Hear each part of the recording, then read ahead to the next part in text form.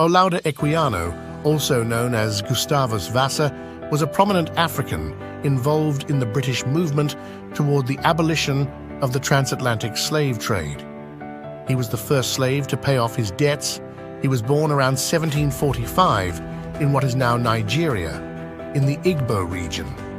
At the age of 11, Equiano and his sister were kidnapped by local slave traders and sold into slavery. He was then transported across the Atlantic to the British colonies in the Americas. Equiano endured the harsh conditions of slavery and was traded between various masters. Over the years, he worked in different capacities, including as a slave to a British naval officer, a trader, and a plantation owner. During his time as a slave, he managed to educate himself by learning to read and write. In 1766, Equiano managed to purchase his own freedom by engaging in various trading activities. After gaining his freedom, he continued to work as a merchant and traveled extensively throughout the British colonies, the Caribbean, and Europe. Equiano's experiences provided him with a unique perspective on the transatlantic slave trade and slavery. In 1789, he published his autobiography, The Interesting Narrative of the Life of OLAUDAH Equiano, or Gustavus Vassa the African. The book detailed his life as a slave, his travels, and his eventual freedom.